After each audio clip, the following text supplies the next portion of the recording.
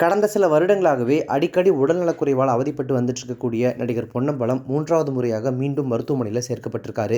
இவருக்கு நடிகர் சிரஞ்சீவி உள்பட பல நடிகர்களும் உதவி பண்ணியிருந்தாங்க.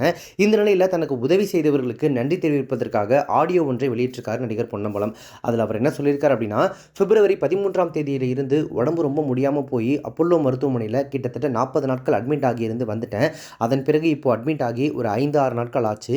உடல் முழுக்க இன்ஃபெக்ஷன் ஆயிடுச்சு. ஏற்கனவே மிகப்பெரிய போராட்டத்திலிருந்து விடுபட்டு வந்திருக்கேன். இதற்கு மூல காரணமே டாக்டர் சுப்பாராவ் தான். அவர்கள் என்னை காப்பாற்றினாங்க. அவரை கடவுளாக நினைக்கிறேன். இது வரைக்கும் ஐசியூவில் இருந்தேன். எமர்ஜென்சியில் தான் அட்மிட் ஆனேன். இப்போ நார்மல் வார்டுக்கு வந்திருக்கேன். குணமாக இன்னும் 2.5 மாதம் ஆகும்னு சொல்லியிருக்காங்க. ஆப்ரேஷன் பண்ணியிருக்காங்க.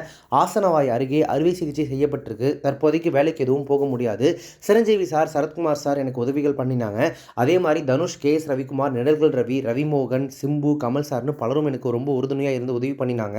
நண்பர்களும் நடிகர்களும் நிறைய உதவிகள் பண்ணி எனக்கு இந்த உயிர் பிச்சையை கொடுத்ததுக்கு நன்றி சொல்லிக்கிறேன். இப்போ எனக்கு பொருளாதாரத்தில் பல சிக்கல்கள் ஆகிடுச்சு. என்னையே என்னால் காப்பாற்றிக்க முடியல. யாரையும் நான் குறை சொல்லவும் விரும்பலை.